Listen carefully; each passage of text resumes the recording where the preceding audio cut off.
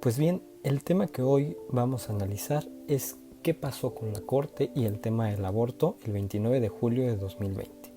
Este tema surgió con mucha fuerza en redes sociales, una discusión tanto a favor como en contra. Pero ¿a favor o en contra de qué? Las redes sociales dijeron que se buscaba permitir o autorizar o legalizar, pongámoslos entre comillas, el aborto en todo el país, a partir de un proyecto que presenta el ministro González Carrancá de manera pública antes de la discusión. ¿Por qué este proyecto fue público? Este proyecto analiza la constitucionalidad de algunos artículos del Código Penal del Estado de Veracruz. En estos artículos se define qué es el aborto y qué sucede cuando este supuesto se actualice, ¿no? Cuándo es punible, cuándo no es punible, es decir, cuándo se va a sancionar a una mujer que realice esta acción o a quien le ayude. En términos de la ley de amparo, cuando existe un proyecto en la Suprema Corte que va a analizar constitucionalidad de normas, entre otros supuestos, tiene que hacerse pública esa parte del análisis constitucional antes de que se llegue el día de la discusión. ¿Para qué? Para que la gente en general pueda conocer esto e incluso puede llegar a realizar aportaciones por escrito en una figura que se llama amicus curiae, para que la sala o el pleno de la corte, dependiendo de quién lo resuelva, tenga mayor información. Ahora, lo primero que tenemos que tener en cuenta es qué motivó a una organización civil que busca la protección de los derechos de las mujeres a presentar un amparo que en principio conoció un juez federal en el estado de Veracruz. Pues bien, los artículos 149, 150 y 154 del Código Penal del estado de Veracruz contienen los supuestos para el delito de aborto, las sanciones, las consecuencias. Lo primero que nos dicen es que comete el delito de aborto quien interrumpe el embarazo en cualquiera de sus etapas. Aquí, como vemos, no existe un periodo en el cual no se considere que se comete un delito, como sucede en la Ciudad de México o en otros estados de la República. Aquí, en todo momento, existe ese delito, o al menos lo que técnicamente se llama el tipo penal. Se dice más adelante que la sanción consistirá en un tratamiento en libertad que implica la aplicación de medidas educativas y de salud. Es decir, consideró aquí el legislador de ese estado que la mujer que lo comete, si bien no debe recibir una pena privativa de libertad, sí existe una precariedad en su educación y necesita atención de salud, ¿no? Eso fue lo que consideró el legislador y que para esta organización es incorrecto. Además, tiene algunos supuestos donde no es punible, es decir, sí existe el delito, pero no se va a aplicar una sanción. Se dice que por imprevisión de la mujer embarazada, es decir, no existió una intención de realizarlo, también que sea resultado de una violación o una inseminación artificial no consentida, pero aquí nos señala que solamente dentro de los primeros 90 días de gestación, a diferencia de otras regulaciones donde en caso de violación, dada la trascendencia de esa acción, se puede realizar en cualquier momento. También nos dice que no se va a sancionar cuando la mujer que está embarazada esté en peligro de muerte a juicio de los médicos o que exista una razón médica que implique o que demuestre que el feto tendrá una alteración con un nacimiento con trastornos físicos o mentales graves y que existe el consentimiento de la mujer embarazada. Es decir, la asociación que promovió este amparo consideró que estos artículos no protegen de manera completa los derechos de la mujer y por eso decidió realizar un procedimiento de amparo. Pero es importante distinguir entre lo que las motivó a el acto que técnicamente se está impugnando. Aquí no es que la asociación impugne el contenido de los artículos, sino que dice existen diversos instrumentos internacionales, tanto tratados como opiniones consultivas, resoluciones, recomendaciones, etcétera, a nivel nacional y a nivel internacional, inclusive una alerta de violencia de género emitida por la Secretaría de Gobernación respecto del estado de Veracruz, que señalan o que contienen obligaciones para el Estado mexicano en toda su completitud, no solamente a nivel federal, sino también estatal, cualquier nivel local, tiene ciertas obligaciones para ajustar el marco normativo y proteger los derechos de las mujeres, evitar la discriminación, eliminar estereotipos, etc. ¿No? Para esta asociación existían todo ese marco de obligaciones que el Estado de Veracruz, como parte del Estado mexicano, no había observado y por tanto existía una omisión. Esa omisión es precisamente el acto que impugnan en este amparo, no los artículos, sino la omisión. ¿Y por qué lo hacen así? Porque para impugnar normas, es decir, artículos que ya existen plazos muy específicos en la ley de amparo que pueden ser de 15 o 30 días. Evidentemente estos artículos, al momento de plantear este amparo, ya había pasado ese plazo y por tanto no se podría haber analizado de esa manera, ¿no? Entonces la opción que quedaba era generar esta mecánica a través de una omisión o argumentar que existía una omisión del Estado de Veracruz. El juez de distrito hace un análisis en el cual determina que sí existen obligaciones a nivel internacional de proteger los derechos de la mujer, tanto en tratados como en resoluciones de otro tipo, que la alerta de violencia de género le genera obligaciones a los tres poderes, es decir, ejecutivo, legislativo y judicial del Estado de Veracruz, en el sentido de adecuar su marco normativo, porque incluso en esta alerta se habían realizado propuestas de reforma en el sentido de que no se debe penalizar el aborto en todo momento, sino de que debería excluirse las primeras 12 semanas de gestación, es decir, que aquí no se comete ningún delito.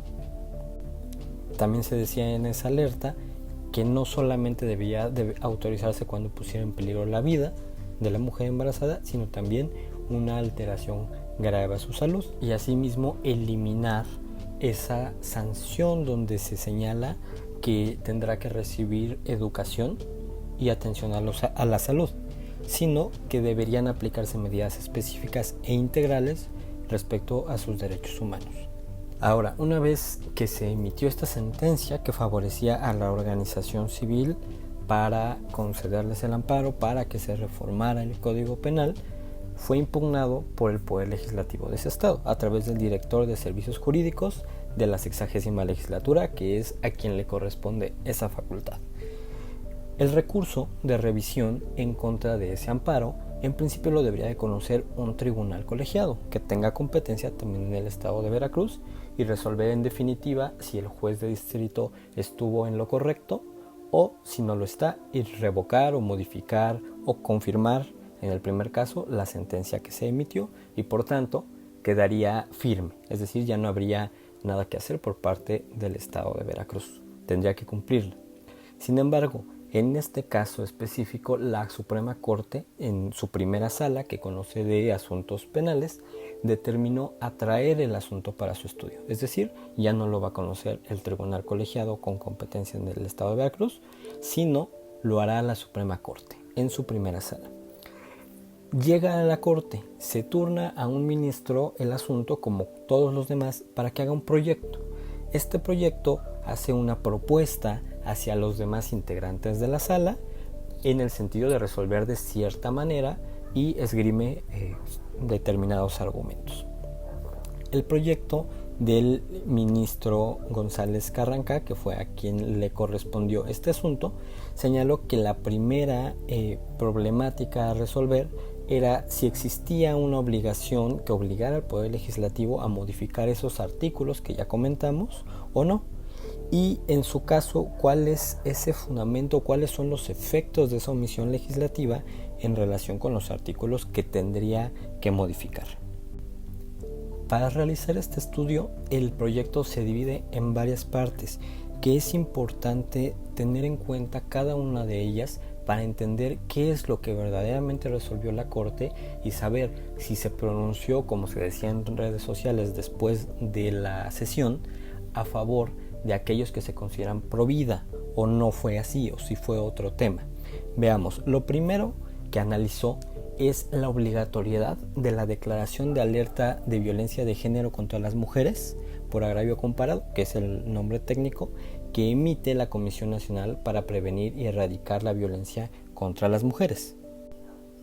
que es un órgano desconcentrado adscrito a la Secretaría de Gobernación.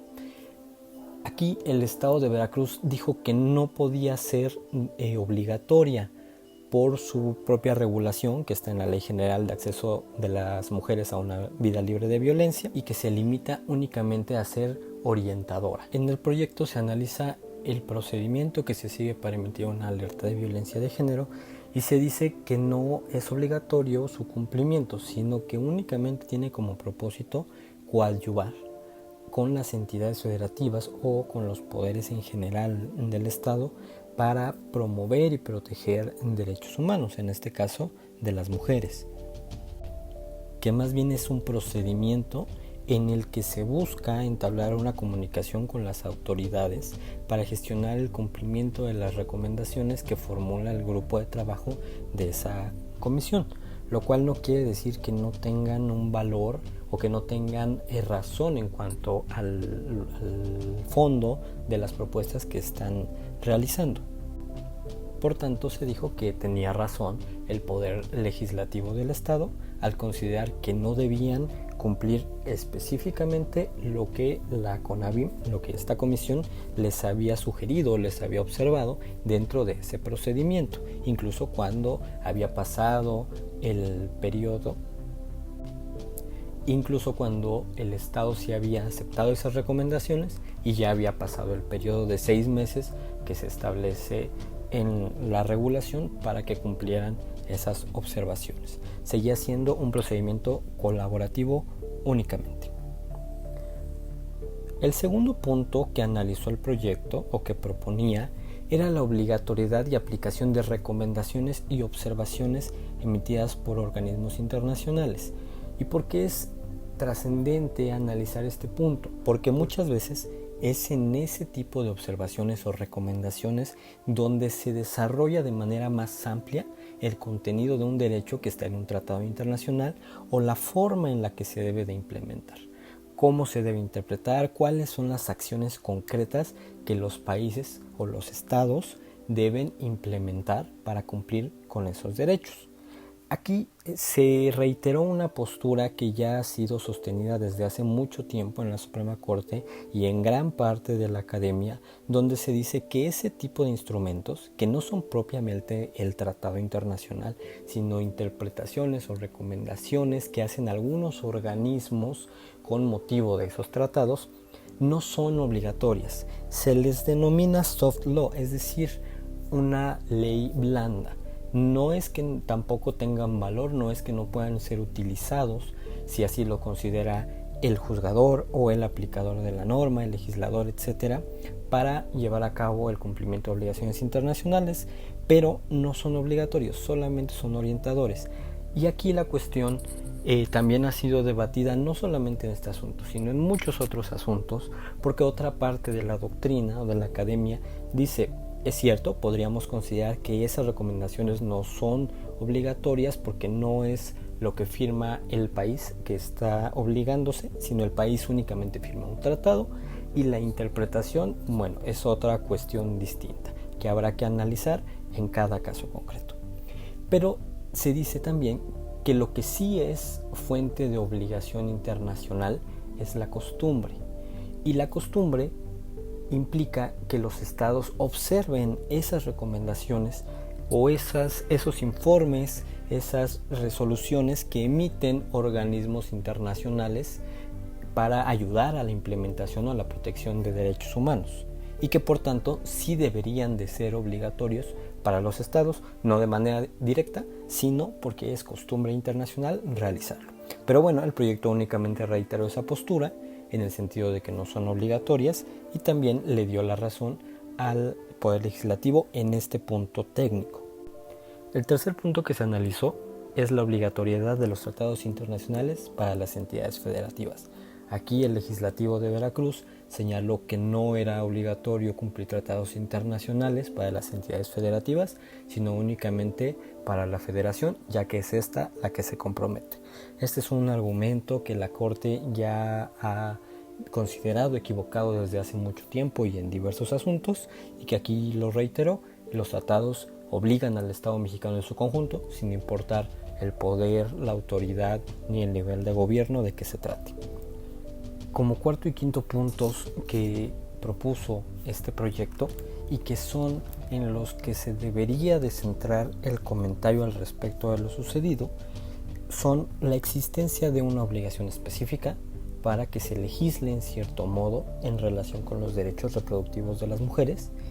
y si las normas del Código Penal del Estado de Veracruz relativas al delito de aborto son discriminatorias hacia las mujeres y vulneran sus derechos.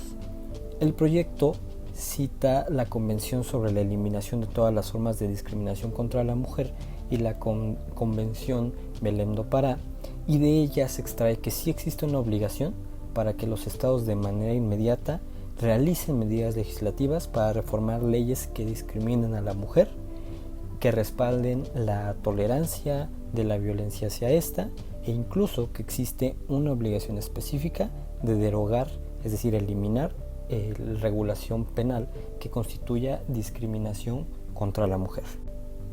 Esto lo enmarca en un concepto de igualdad transformadora, es decir, no una igualdad que simplemente se quede en la ley, sino que ayude a generar un cambio social, específicamente en materia de derechos sexuales y reproductivos, que es el tema de esta discusión. Cita algunas opiniones de otras Cortes Supremas del mundo o de otros organismos internacionales que han considerado que en cuestión de este tipo de derechos es un estereotipo el que prevalezca en todo caso el feto sobre la salud de la madre, y que incluso se ha reconocido al aborto en algunos estados o en algunos casos a nivel internacional y nacional de otros países como un derecho humano, porque existe un reconocimiento de que las mujeres son agentes con una capacidad plena para decidir si quieren continuar adelante con ese embarazo o no, y que se rechazan las normas patriarcales tradicionales basadas en una noción de inferioridad de la mujer, y a su vez que el gobierno es responsable de garantizar la realización práctica de ese derecho, y además debe entenderse en términos de un derecho a la salud, ya que cualquier acción o conducta que se base en el género o en el sexo y que cause una muerte, un daño, un sufrimiento no solo físico, sino también sexual o psicológico a la mujer, se considera discriminatorio. Cuando llega al estudio de los artículos en concreto del Código Penal, advierte el proyecto que sí existe esa omisión que venía argumentando la asociación civil, la omisión de adecuar la legislación penal a los tratados internacionales. ¿Por qué? Porque esta regulación resulta discriminatoria para la mujer, ya que establece en todo momento que prevalece el feto sobre la decisión de la mujer o sobre los derechos reproductivos de esta. Si recordarán, en la redacción del artículo se señala que en todo momento se considera un delito esta acción. No establece un periodo como en la Ciudad de México, como comentábamos, donde no se considera delito. Es decir, siempre se va a enfrentar a un procedimiento penal la mujer, y ese temor que establece la ley o que genera la ley es lo que implica una discriminación hacia la mujer, porque en todos los casos va a estar sujeta a este procedimiento con independencia de que al final existan algunos supuestos muy específicos donde no se le va a aplicar una pena. No quiere decir que no sea delito, sino únicamente que en esos casos no se va a sancionar, pero ese procedimiento genera una victimización hacia la mujer que comete esta acción. Ahora, también señala el proyecto que aunque no se trate de una cuestión de prisión como pena resultado de este delito, sí se genera otra discriminación en contra de la mujer. ¿Por qué? Porque se le manda a una cuestión de educación, es decir, presupone el Código Penal del Estado de Veracruz que la mujer que aborta es porque no tiene la educación suficiente para decidir, lo cual es una cuestión equivocada conforme a las consideraciones del proyecto y conforme a los estándares internacionales, en donde la mujer es un agente con toda la capacidad para decidir sobre su propio cuerpo, así como el número y espaciamiento de los hijos que en su caso decida tener o no tener. Y esa tipificación, es decir, esa concepción que en todo momento se trata de un delito, el aborto, implica una injerencia en la autonomía de las mujeres en su proyecto de vida y por tanto les genera una discriminación orientada en el género o en el sexo. Y aquí también nos señala un punto importante, que no solamente se trata de una cuestión de derechos reproductivos de la mujer, sino que también se trata de una cuestión de acceso a la salud. Y el acceso a la salud, una de sus concepciones o uno de sus puntos es el acceso a la salud en cuestión de libertad sexual. Esto implica que las mujeres que solicitan servicios específicos que solo ellas requieran, es decir, con exclusión de los hombres, como la interrupción del embarazo por motivos de salud, si esos derechos son negados o se limita el acceso, constituyen actos de discriminación y una violación a la igualdad ante la ley. Así el proyecto concluye que no debe de existir una limitación o una tipificación en todos los casos del aborto como un delito. De esta manera, una vez que el proyecto concluye que sí existe esa omisión y que resulta discriminatorio tipificar o concebir como delito al aborto en todo momento, propone que el efecto del amparo sea que el Estado de Veracruz modifique esos artículos que ya comentamos para que los adecue al umbral que establecen los derechos contenidos en tratados internacionales a favor de las mujeres y se elimine esa discriminación y esos estereotipos que finalmente constituyen violencia contra la mujer. Este es el panorama general de lo que proponía el proyecto. Este asunto, al haberse atraído por la primera sala, que se constituye por 5 ministros, se discutió entre ellos en una sesión donde se posicionaron en contra los restantes ministros, es decir, solamente el ministro González Carranca, que fue quien propuso este proyecto, se pronunció a favor del mismo. Los demás no se pronunciaron en cuanto al derecho de la mujer, al derecho reproductivo, o a si las normas del Estado de Veracruz resultaban inconstitucionales. Lo que se dijo por parte de los demás ministros es que aquí, en esta legislación, no existe una orden expresa, lo que se ha denominado en la Corte como una omisión legislativa de ejercicio obligatorio, que no es otra cosa más que una norma clara que obliga a un determinado estado o a la federación o a alguna entidad o algún organismo a legislar en cierto sentido. Es decir, para los demás ministros solamente cuando existe esa obligación directa expresa en otra norma de emitir, por ejemplo, un reglamento o una ley que regule cierto aspecto, solo en esos casos la Suprema Corte puede obligar a que se legisle, a que se emita esa regulación sin meterse a cuál debe ser el sentido, con independencia de que posteriormente en otros medios de control se analice el contenido de las normas. Incluso se dijo que tampoco se puede considerar que hay una omisión del legislador en cuanto a regular los supuestos del aborto, porque sí hay algunas causales en las cuales no se considera que se va a aplicar una pena. Y este punto es lo que en realidad se discutió el 29 de julio en la primera sala de la Suprema Corte.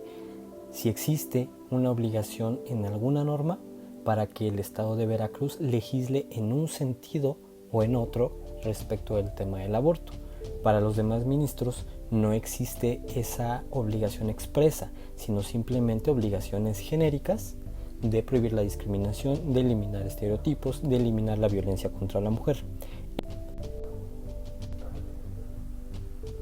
Ello no quiere decir que la Suprema Corte haya emitido un pronunciamiento en el sentido de que en todo momento debe de considerarse al aborto como un delito y que las mujeres deben ser sancionadas. Únicamente atendió una cuestión técnica relativa a si en el caso concreto la Suprema Corte podría obligar al Estado de Veracruz a legislar conforme a las recomendaciones que en su momento había emitido la Secretaría de Gobernación, como lo consideró el juez de distrito, o en algún otro sentido para reformar sus artículos del Código Penal. Esto no quiere decir que se haya modificado el criterio de la Suprema Corte en el sentido de que la tipificación del aborto es una cuestión que discrimina a la mujer y que poca o nula utilidad tiene para evitar este tipo de conductas, ni tampoco que no se busque proteger los derechos reproductivos o que no se reconozcan estos o el derecho de las mujeres a vivir una vida libre de violencia y al acceso a los servicios de salud. Existen diversos precedentes en otros estados, en la Ciudad de México, donde se ha reconocido que es constitucional y que deben protegerse estos derechos de la mujer. Ahora bien, ¿qué va a pasar con este asunto? Este asunto no se ha resuelto. Lo único que pasó fue que se rechazó un proyecto que presentó este ministro. Lo que ahora va a acontecer es que se retorne a otro ministro para que realice una nueva propuesta, seguramente en el sentido de que no existe esa omisión, pero ello tampoco va a variar los criterios de la Corte que se han emitido con anterioridad. Es decir, si el día de mañana a una mujer en concreto se le niegan el acceso a los servicios de salud en un estado, argumentando que el Código Penal de ese estado o cualquier otra regulación lo prohíbe, esta mujer puede acudir ante los tribunales federales para impugnar ese acto en concreto, que es distinto a la omisión que venía argumentando la asociación civil, sino que es un acto aplicado a ella y que por tanto se le podrá otorgar el amparo para obligar a los servicios de salud del Estado a brindarle el servicio que está requiriendo.